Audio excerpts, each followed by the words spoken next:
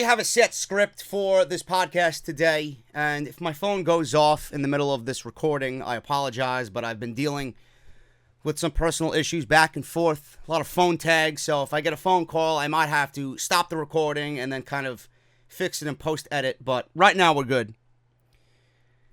It's Tuesday afternoon, about 3 o'clock, and again, I have no direction on what I want to do here for this particular show. I'm just going to go. Got back from Chicago on Sunday night, and I was too tired to even watch anything back from All Out. I was too tired to watch TakeOver UK, so I reserved that for Monday on Labor Day, because I knew it was going to be a shitty day, weather-wise, and I wanted to sit down and have something to do at least to keep my mind occupied, because I had nothing else planned. Set aside some beer, sat down in my living room, watched the show, and I'm here to talk about what I've seen. Really nothing of what I'm going to say is going to do this show or the main event justice. You have to go back and watch it, and if you watch it, you know what I'm talking about. But while I was in Chicago, everybody told me, JD, you got to watch Walter versus Tyler Bate for the UK Championship at TakeOver Cardiff. I knew this was going to be a great show going in. I knew this match was going to be awesome. I did not know that they were going to deliver 42 minutes. And I knew that I wanted to watch the show on Sunday night, but I physically couldn't. I did not have enough time to squeeze it in. I was at the Sears Center. I was watching All Out with my sweet mates. We made history. Crowned the first ever AEW World Heavyweight Champion in Chris Jericho. And I had a great time. And I want to thank everybody for showing up.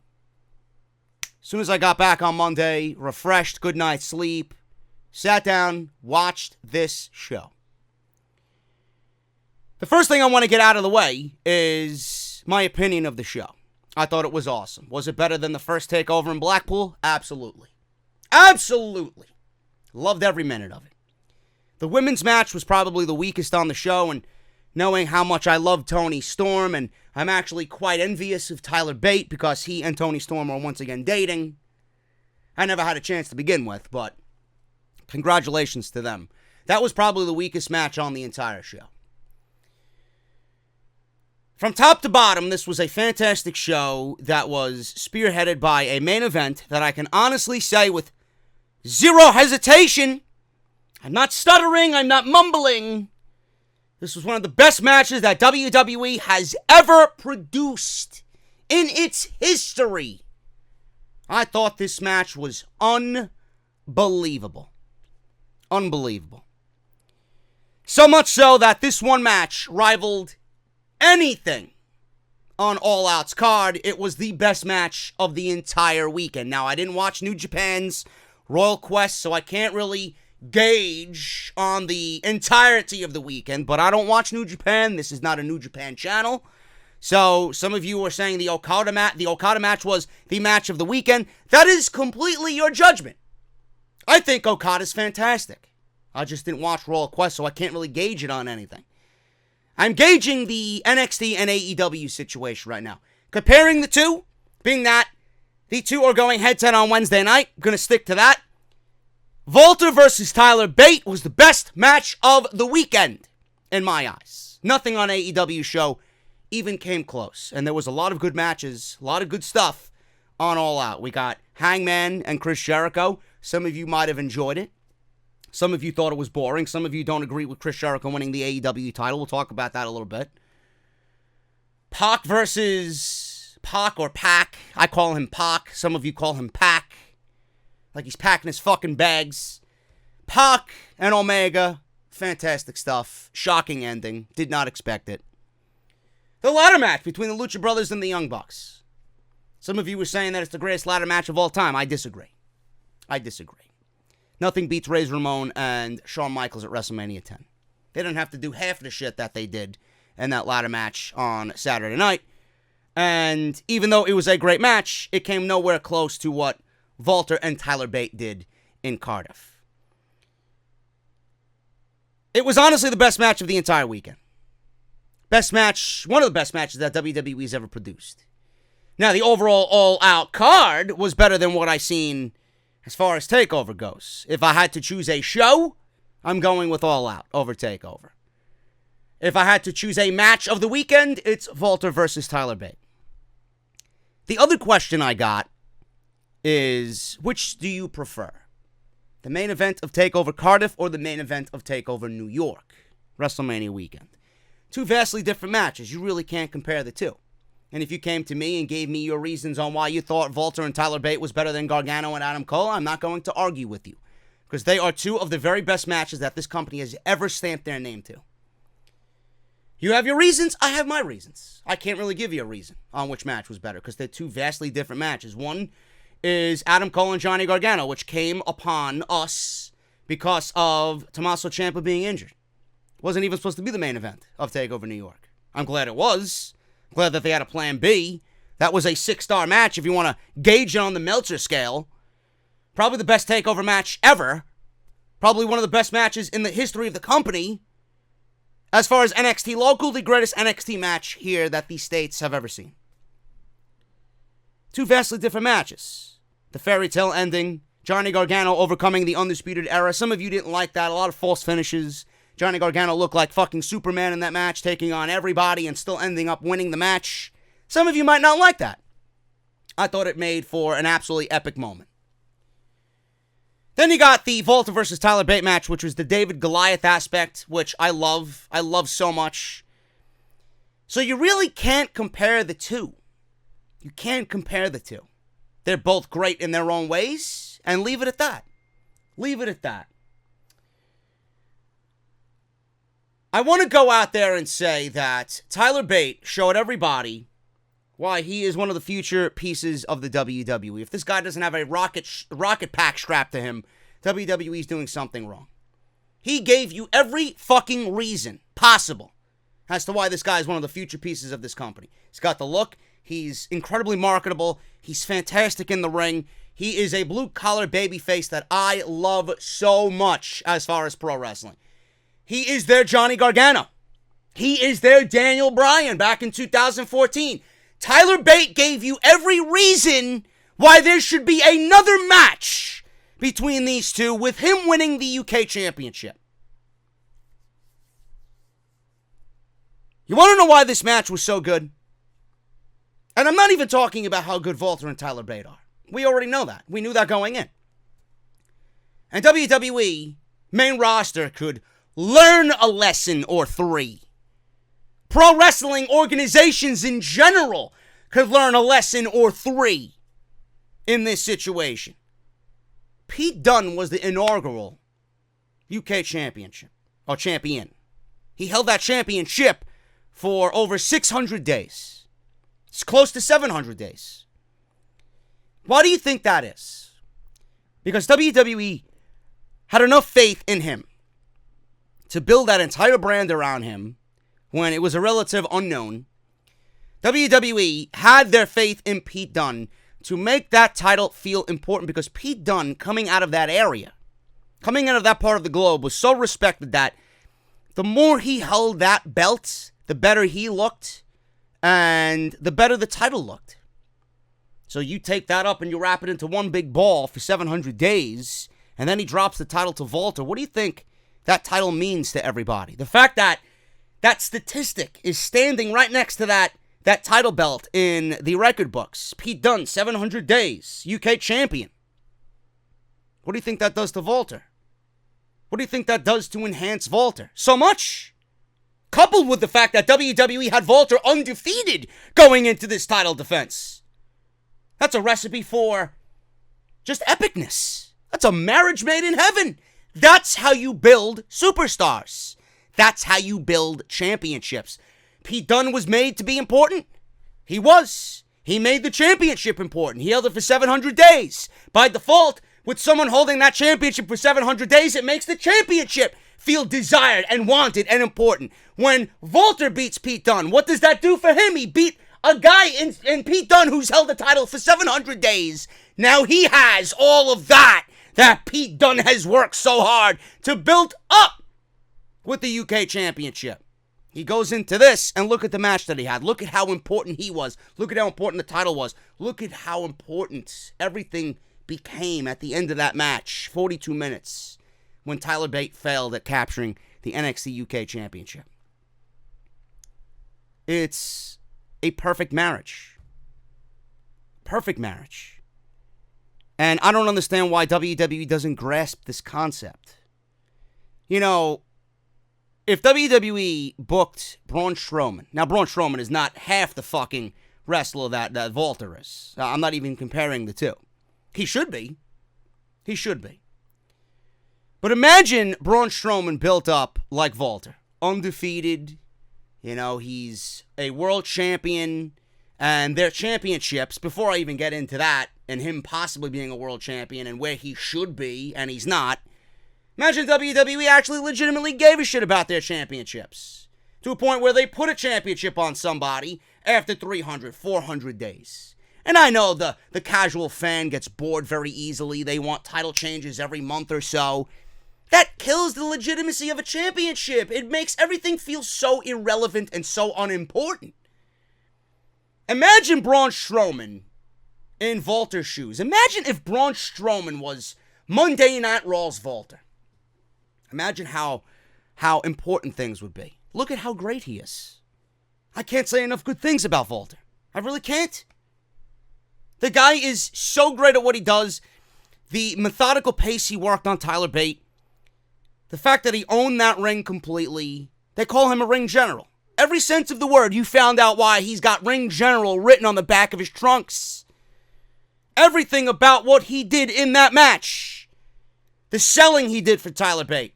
The pacing. Keeping Tyler Bate grounded and just punishing him and just torturing him to no end. Everything about it was just beautiful. And then Tyler Bate's comeback. Tyler Bate getting put down again. Tyler Bate getting put in a fucking Boston Crab. Tyler Bate getting put in a sleeper hold. Tyler Bate coming back and showing you his feats of strength. They sold a suplex spot that fucking made everybody jump up. A vertical suplex spot. One of the most basic wrestling moves that you could possibly ever do. They sold everybody on a suplex spot with Tyler Bate being beat down for 30 minutes and him muscling up Walter in a vertical suplex. It's unbelievable. Unbelievable. The amount of effort and storytelling that went into this thing. And the David vs. Goliath aspect completely had everyone enthralled. I knew the outcome of this match going into it. I wish I didn't. And this is why I don't like going to shows live. Because everybody was telling me there at StarCast. Everybody was telling me on Twitter, JD, you gotta watch this match. The results got spoiled. I'm like, fucking shit. I didn't want anything to be spoiled, but I knew it was. I would have been a lucky man if I did not know what was going on. If I got out of Chicago with no recollection of what was going on, I would have been so much enthralled, more enthralled, I should say, than I was. And I still was. That's how great the fucking match was when I was popping off my couch, knowing the end result anyway, just by what was going on in the ring as far as the story was being told. Tyler Bate gave you every reason why this needs to be a rematch. Every single reason. He gave you every reason as to why this guy is a future piece of this company. He gave you every reason why he should be the NXT UK champion. He is, in one night, one of the biggest stars that this company has. Period. He is their Johnny Gargano. He needs his fairy tale ending. After this, there's no way around it. There's no way you can't book Tyler Bate's fairy tale ending in this thing. I don't know why WWE wouldn't even... I hope they are. But at the end of the day, if they don't, I don't know why they wouldn't. This was unbelievable. Absolutely unbelievable. Everything about it was just perfect. Perfect. Nothing I say here is going to do it justice. Nothing. I can go over the key spots, but you guys got my take on it. You guys got my take on it. 42 minutes. 42 minutes of a championship match that absolutely blew everybody away. There was a situation in the, I'd say, 30-minute mark, around that time, where Walter rolled to ringside and he collapsed. He made it back onto the apron. Bate hit him with a running punt kick. And then he dove onto him. I don't remember what it was, if it was a DDT or if it was some variation of a bulldog. I don't know what it was, but they hit the mat. they hit the mat. And I'm like, that's going to be the move that's going to propel him to make some sort of comeback here. And there was a couple of instances in that. Where Tyler Bate pulled off a big move. And I'm like, that's going to be the opening he needs to make a believable comeback. He launched himself on top of Walter. And he flew over the top rope. Walter was on his knees. And this was back in the ring. Bate legitimately deadlifted him from a German suplex, and he got a near fall. Tyler Bate went for the Tyler Driver 97. Walter reversed it. Bate actually hit it. Eventually he hit it, and he could not get the pin on Walter. So Bate then followed with a corkscrew senton, which that didn't get his pinfall either. Bate and Walter were then boxing. Because why not? He tried everything else in the book to try and take this guy down. His signature moves weren't working. The high-flying stuff wasn't working. He was being completely mauled on the ground. So when he had Walter on a vertical level, when he was back to a vertical base, he tried to box him. So Bate was boxing with Walter.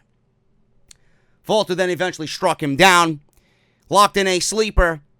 Bate actually got up from under him and picked Walter back up, drove him back down. Walter locked in a choke, and Bate made it to the ropes.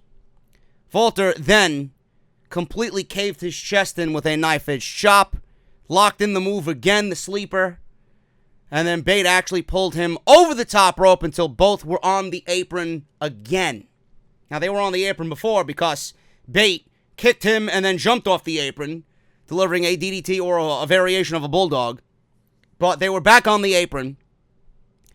And from the outside, from the sleeper hold, we got Walter hitting a sleeper hold suplex on the apron that flipped Bate over. At this point, people were thinking, this got to be it. It's got to be it for the match. Walter then hit a big splash from the top, because Bate rolled back into the ring. Walter then flew off the top rope, the same exact way he beat Pete Dunne at TakeOver New York, and Tyler Bate kicked out. People are going crazy. They're going batshit crazy at this point. Walter then hit another sleeper suplex. Bate, I don't know what the fuck was going on with Tyler Bate, but he did not stay down. Walter then picked Bate up in a powerbomb, and Bate kicked out of the powerbomb at one.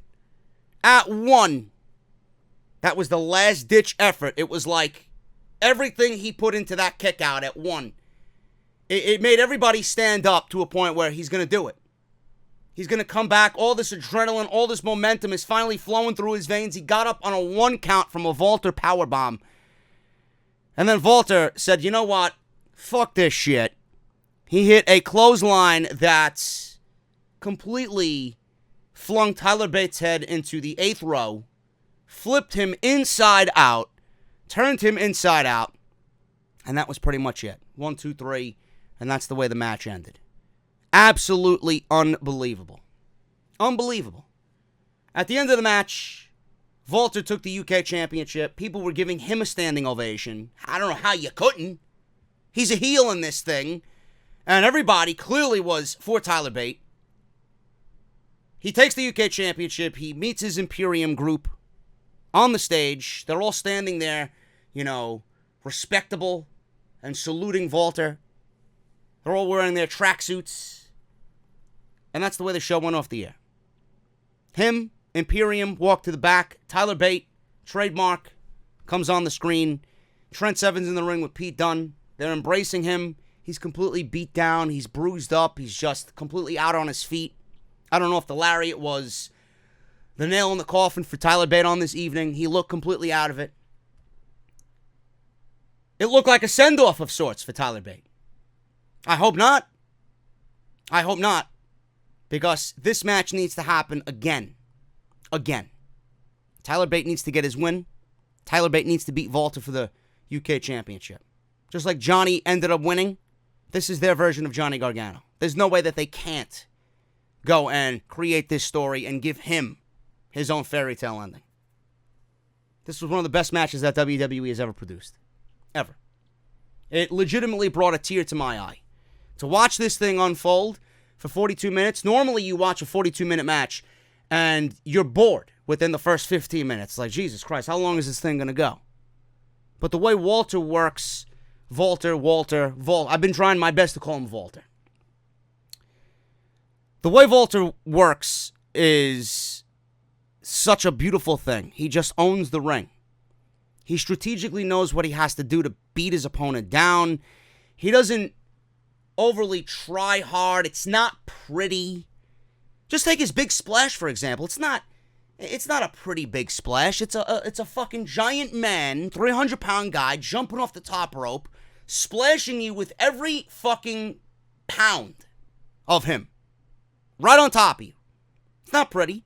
Nothing he does is pretty. He's a huge guy that can cave your chest in with a knife-edge chop. He's going to throw you around. You know, he knows his shit around the ring. His Boston Crab was absolutely fucking ridiculous. At one point, he turned it into a lion tamer. I would have tapped out within 0.5 seconds. Seriously. Nothing is pretty that comes from Walter, but it's believable because everything about him and what WWE has done to build him up as a absolute monster is believable. If WWE makes him believable, they make the championship believable, then everything that follows and what he does in that ring and how he carries himself and everything he does in the ring as far as his moveset, whether it's pretty or not, it's going to be believable. And the fact that he's undefeated is the cherry on top of the cake here. Everything about this match, everything that made this match was built up and cared for. WWE legitimately put you in this journey of Tyler Bate over these many weeks, and this is what we had as an end result. I don't know how anybody watched this thing and couldn't say to themselves, this is one of the best matches that I've ever watched. God forbid you guys were in the fucking crowd. You were part of history. You legitimately seen, if you're a fan of this sport, you probably watched the best live match that you've ever seen. And Cardiff brought it. That crowd was amazing. Every ounce, every step of the way. Again, I told you before, 42 minutes. Some of you guys, you get bored. We're bored of fucking 3 minutes on Monday Night Raw. 42 minutes, and that crowd did not lose one step as far as the energy level in that building. I didn't take my head away from the match to go on my phone at all, except to text a few buddies of mine who were watching along with me. This was unbelievable. I can't speak about this. I can't praise this anymore. It's that good. Everything about it was that good. I can't do it justice. Going on here with the rest of the show, man, the rest of the show was great. This was the best match of the weekend. This wasn't the best show of the weekend. I'm reserving that for All Out. But this was still a damn good show. And worthy of your 3 hours. Toni Storm lost the NXT UK Women's Championship to Kaylee Ray. Not a big fan of Kaylee Ray. But Toni Storm should be on the main roster. Toni Storm should be on NXT here in the States. She should be leading this women's division. This could have been a send-off for her. Does NXT UK need Toni Storm? Same way that they gave that title to Walter to build up. Or Pete Dunne, I should say. They did the same thing with Toni Storm. So in this instance, Kaylee Ray was, the one to take the title from Toni Storm after Toni had built up this title and made it legitimate in the UK. Toni Storm doesn't need the title. Toni Storm is beyond NXT UK. She did her job. Now it's Kaylee Ray's job to build the division up and take that title and do what Toni Storm did with it. Toni should be on NXT here in the States. She should be on Raw and SmackDown. She could be the face of either Raw or SmackDown. I don't want that to happen because they would fucking ruin her. But being that she's blonde, she's already got an advantage working for her. But she wins the Women's Championship here. Probably the weakest match on the show. And this was more of an emotional thing. Kaylee Ray brought up the fact that Toni Storm has daddy issues. So that personal aspect of it was brought into play, which weakened Toni Storm from a mental state. That was the entire situation in this match. And I've watched better Toni Storm matches. We all have. This was not her best. For whatever reason, this was probably the weakest of the Toni Storm matches that I've personally seen. Everything she did in the Mae Young Classic this year was better. Her match with Meiko Satomura was better than what we've seen here. And this was a championship match. But Toni Storm should really be beyond NXT UK, so it's going to be interesting to see what they do here with her moving forward. Last man standing match with Joe Coffey and Dave Mastiff. This was awesome. I'm thinking back to everybody that said Braun Strowman versus Bobby Lashley at Extreme Rules was a great last man standing match. This match blew that one out of the water. That was a last man standing match for children. This was a man's man last man standing match. Joe Coffey beats Dave Mastiff. They call him the Bomber. This one went 16 minutes. I don't want to know. On two instances. I don't want to know what it feels like to have a pool cue broken over your back. And I don't want to know what it feels like to be hit in the back several times with a fucking cricket paddle. That shit sounded like it fucking sucked. So, whatever happened there, God bless these guys. They got fucking balls the size of grapefruits times 10 to get hit with something like that. And have a pool cue broken over your back. Both men went through tables on the outside. This eventually spilled into the aisleway. Coffey had chains wrapped around his fist at several points in this match. There was a standoff with chairs. Dueling chairs in the crowd. But I guess that's a normal instance. If you go to one of the bars in Cardiff, I'm sure you got fucking dueling chairs. Of course this would happen in the UK. I love it. I absolutely love it. So, Coffey hit Mastiff again. Like I said, he had that chain wrapped around his fist. Not only once, but several times. He did it again, and he knocked him out, which Mastiff got up at an 8 count. Mastiff then tossed Coffey a chair and had one himself. They proceeded to run at each other like fucking bulls. Just imagine yourself at a fucking Creator concert or a death metal concert. You know, the wall of death that they do? That's exactly what they did here. They ran into each other like two Brahma bulls with steel chairs in hand. That sent both men out and both down to the floor. And they both got up barely at a 9 count. They brawled over the announce table at the edge of the entranceway. Mastiff put Coffey up on the table, picked him up, and I know I was laughing my ass off. Nigel Mcguinness, I gotta say, going back to the NXT UK title match, Nigel McGuinness's star-making moment as a commentator was in that match. Absolutely unbelievable. It makes me wonder if Nigel knows ahead of time what is going on. He was the Mauro Ranallo of the commentary table during that Tyler Bate Walter match. I laughed at him here because he got up from the commentary table and he was literally cowering in fear, hiding behind the stage set that they had set up for them because these guys were on top of his announce desk. Vic Joseph and Nigel McGuinness, behind Mauro and Nigel, are the best commentary team in all of WWE. Maybe the second best commentary team in the business. And this is why I love Vic Joseph so much. He sounded great here. He sounded great on Monday Night Raw. A little bit more overproduced on Raw, but that is to be expected. But they made this show great as far as what you're hearing and storytelling and just verbalizing what's happening in the ring. But both Mastiff and Coffey got on top of the table, and I believe Mastiff put Coffey on the table, then picked him up and did a rolling senton on the table. And the table did not even break. With the size of both of these guys, the table did not even break. It did not break. Both men brawled on the table, and they were in the crowd behind everybody, off to the side of where the table was. And both men brawled, trading shots, sending each other down. Coffey then grabbed Mastiff by his beard, and he proceeded to headbutt him. That sent both men crashing down off the stage through a table. Both men were down, struggling to get back up. They were staggering to their feet. And Joe Coffey, this was a Tommaso Ciampa-like move, which kind of dumbed down the match. It didn't really take anything away from the match, but the ending was just so bullshit compared to everything that we've seen in this match. It was a fun match for what it was. I'm not a big fan of last man standing matches because I hate that time where the referee's got to count 1, 2, all the way up to 10. It takes you out of the match. But Joe Coffey was up, and he was waiting for Mastiff to get up.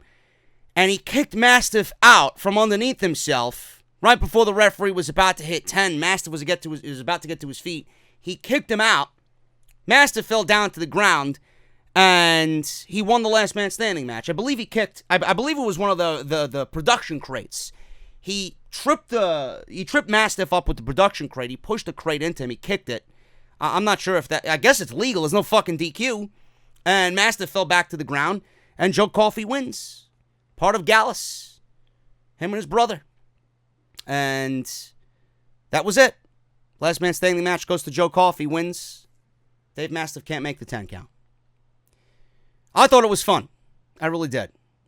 The UK Tag Team Championship match. I love Flash Morgan Webster. I loved him going back to the UK tournament. I love the Grizzled Young Veterans. I think they are fucking fantastic. Gibson is just one of those guys, man. You can't boo him. And I know people get on him in the UK. They get on him for whatever reason because it's cool. It's cool to hate on him, but you got to respect him, man. You really do. It's just one of those things where you got to respect him and the Grizzled Young Veterans as a fucking team. They are awesome. Really fucking good stuff here. This match, I don't like triple threat matches. I don't like multi-person matches. I don't like multi-team matches because it's just so chaotic at the end. It just really makes no sense. I can't tell who the legal man is. Everybody's all over the place. You got one team sleeping on the outside while action's happening in the ring. Then they switch spots. It's just too much to watch. But I really didn't give a shit at the end of this thing because it was fucking fun. It was fun. And I love the fact that you had Mark Andrews and Flash Morgan Webster being the hometown guys here. Everybody was going for them. And when that pop came and they won, it was unbelievable, man. It's one of those instances where you're watching and you're so proud to watch these guys succeed because it was a great fucking match. The crowd is all into it. It legitimately brings a tear to your eye. It really does. Now, towards the end of this thing, again, I didn't really give a shit about who was legal. It ended up breaking down into what it really is. It's a fucking tornado tag. And that's the way these matches should be. I don't know why they go about these triple threat tag team matches and, you got to tag in and out. Because at the end of the match, it doesn't mean anything. Everybody's just all over the place anyway, so just make it a tornado tag. Because that's eventually what it ended up being anyway. So we had Andrews and Gibson in the ring. Andrews hits Stun Dog Millionaire, followed by a senton from Webster, but Gibson narrowly kicked out. James Drake, his 450 is a fucking thing of beauty, man. He was back inside. He had a shotgun dropkick on Andrews, followed by the Helter Skelter from Gibson and a 450 from Drake. And Andrews kicked out. Holy shit, the crowd was going crazy at this point. Gibson and Webster got involved. All four men were involved. All four men were down. Gallus at this point was sleeping on the outside. They come back in. They re-enter the match. Gallus took everybody out. Wolfgang launched Coffey over the top rope onto everybody. Wolfgang hit Coffey. Wolfgang hit a assisted power slam by Coffey on Andrews. Webster narrowly made it back into the ring to make the save. Everyone was back in the ring for just a brief moment. And it looked like all the other teams teamed up on Gallus. So Gallus was taken out again. So we had Webster hit a Welsh Destroyer on the Grizzled Young Veterans and a Doomsday Device on Wolfgang with Gibson hoisting him up on the outside and Drake diving through the ropes with a clothesline.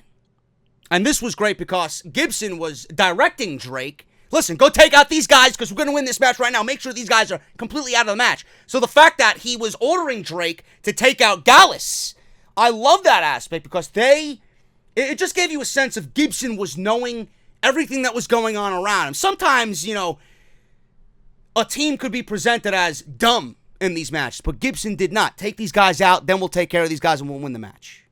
So I love that aspect. I really love that veteran, Grizzled Young Veterans. There you go. I mean, it's in the fucking name of the team. So at this point, it was Flash Morgan Webster and Mark Andrews versus Drake and Gibson. And that was what it was for the rest of the match. So they threw out Webster, did the Grizzled Young Veterans. Andrews turned Helter Skelter into a double Stun Dog Millionaire. And Webster hit a 450 on Drake, but Gibson pulled the referee out of the ring. I'm thinking to myself, holy shit, if that's the end of the match, then You got Gibson pulling out the referee. What the fuck is left to do? What a beautiful 450 by Flash Morgan Webster. Gibson pulled the referee out of the ring. Grizzled Young Veterans hit Ticket to Mayhem, which I love, on Andrews, and Gibson went to cover him as Drake took out Gallus with a dive. Webster, at this point, hit a shooting star press on Gibson, and that broke up the cover, and he pinned Gibson, and they became the new NXT UK Tag Team Champions. That shooting star press on Zach Gibson was a thing of beauty by Mark Andrews. Holy shit. So that broke up the cover there. Webster hit a shooting star press on Gibson, and then, Gibson was the legal man, and Andrews came in to do whatever he did off the top rope, and that was it. So I love that. A new NXT UK Tag Team Champions. Andrews and Webster celebrated. They had, I believe, family and friends at ringside. Crowd was going crazy. The pop in that fucking arena, man, legitimately brought a tear to your eye. It was awesome. So the fact that they won the Tag Team Championships, and in the manner in which they even qualified to be here, was just awesome. Zach Gibson and James Drake, listen, they've held those championships since the first takeover in Blackpool. They did a great job with those titles. And those titles mean a lot coming from a team like the Grizzled Young Veterans to pass them on to, Flash Morgan Webster and Mark Andrews. I loved it. I thought it was awesome. This was such an awesome match. You got to go back and watch this one. Cesaro versus Ilya Dragunov with the neutralizer wins 12 minutes. This was awesome. Makes you wonder why Cesaro even flew back to the States to only lose to The Miz. Don't know why they couldn't keep him there and keep him part of NXT UK and really tape some episodes with him being there.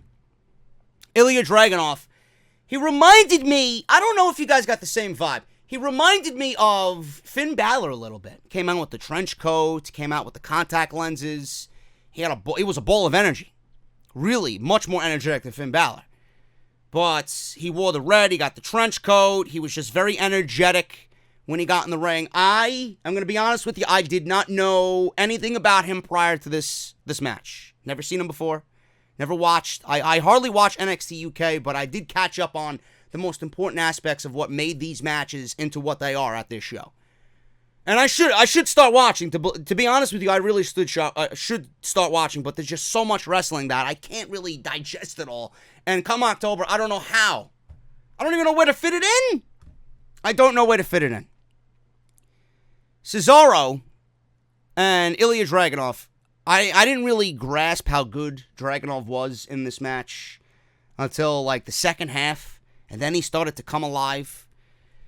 But he is going to be someone to look out for. Cesaro, having him as an opponent in this match, not only showed you that Cesaro could be the face of this fucking company, NXT UK, just in general. He should be a world champion. He should be much more of a priority than he really is on the main roster. And this was a perfect opponent. I mean, this guy could fucking have a great match with a plastic bag in front of that takeover crowd, Cesaro. Just awesome. Now, what stood out in this match to me, like I said, was the second half of it. Cesaro went for a big swing and Dragunov blocked it, which was completely booed by the crowd. Cesaro then slingshotted Dragunov's throat into the bottom rope.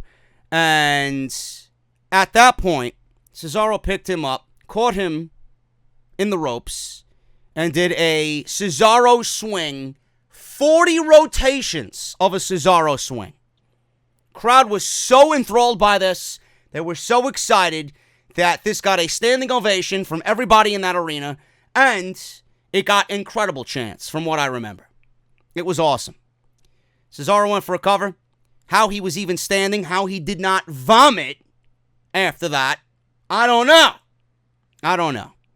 40 rotations, Cesaro swing. He went for a cover, and then right into a crossface.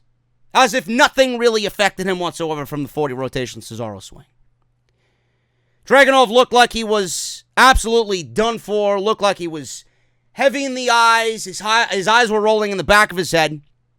He crawled to the ropes from the crossface and briefly rolled Cesaro over for a cover. And they briefly battled for position thereafter. Dragunov finally managed to hit a crotch hole driver Followed up with a dive to the outside, which obviously came short because Dragunov pulled Cesaro down with him. So Dragunov goes up to the top rope. He hits a coast-to-coast from the top rope for a near fall. Dragunov hits a number of chops. Cesaro then gorilla press slammed him into a gut buster. Go to sleep. 2 count. Dragunov turned a lariat attempt into a backslide for a 2 count. Then he hit a Death Valley driver into the corner to "This is awesome" chants. Followed up with a senton from the top for another 2 count. He then prepared for a torpedo. Cesaro launched him high into the air for a huge European uppercut, followed by a neutralizer for the win. This was rapid succession. Cesaro knew he had to put him away now, otherwise he wouldn't have put him away. Neutralizer for the win. Cesaro was the winner here, and he left the ring, and he was walking down the aisleway, and he walked back to the ring, and he pretended as if he was going to attack Dragunov after the match was over. And he trolled everybody. He trolled Dragunov. He trolled the fans. He was getting ready to, amp everybody up as if he was going to attack him. He goes in for the handshake. And that was it. This was awesome. Dragunov's going to be someone to look out for and get Cesaro on NXT UK. I think this is going to be something that a lot of people want after seeing him here. And the fact that he flew back to the States only to lose to The Miz, man. I mentioned this on the Raw review. You've seen 2 vastly different Cesaros. One Cesaro who loved what he did here on UK TakeOver, and one Cesaro who hates his fucking job. So there you go. Noam Dar in the opening match, Travis Banks. This was okay. Noam Dar is really great. He has that natural, just, I'm better than you vibe, and he's really good at what he does. He's only 26 years old, 26 or 27 years old. But I feel like Noam Dar, do any of you see Noam Dar as a world champion in NXT UK? I feel like Noam Dar is, yes, he's got a win here. He beat Travis Banks. But I feel like more he is on that level of just a step above an enhancement talent in NXT. And he's too good for that. And it might be a situation where they don't know what to do with him currently right now. He doesn't factor into any major plans at the moment. He's still relatively young. He's got all this experience. He's as good as he is right now. He's only going to get better. And he's only going to be a little bit more important to the UK brand as time goes on. But is he going to be able to find success? Is he going to branch out and be that champion-like pro wrestler in NXT? I don't know. I got this vibe from Noam Dar where he's nothing more than, he's a great wrestler, but he's nothing more than like a Cassius Ohno-like. Cassius Ohno has been winning his fair share of matches. He's not a complete jobber. But he's one of those guys that I could see, after his time is over in the ring, training and molding and producing and agenting Noam Dar. But I think he's great. And who knows? He's still young, like I said, and he could end up being a world champion, but I just don't see him at that level yet. And I don't think NXT UK sees him at that level either. So he beats Travis Banks in the opener. It was a good opener. Crowd was into it. It set the stage for the rest of the show, and it is what it is, man. He wins with his Nova Roller, and that was pretty much it. And NXT UK, man, is in the books. I thought this was an awesome show. I thought this was the second best show of the weekend. All Out, to me, was a better show. And again, I'm going to have to tell you guys, if you have not watched it, you got to go back and watch the Walter versus Tyler Bate match. I cannot speak any highly of another match that entire weekend. And there was a lot of good matches on Labor Day weekend. This was one of the best matches on the entire WWE pay-per-view calendar. It really was. And if you look back at it, 10 years from now, 15 years from now, I was thinking to myself that this is going to be a situation where if you have kids of your own and you want to show them what pro wrestling is for this time frame, for this period in which we are in, you're going to show, this is one of the matches in which you're going to show them. This is absolutely one of the matches that if you have kids of your own and you want to get them ingrained on what is pro wrestling now, this Walter versus Tyler Bate match, Johnny Gargano, Adam Cole, and anything that Johnny Gargano and Tommaso Ciampa did last year, those are the matches that you're going to go back and show them because this is pro wrestling in 2018, 2019.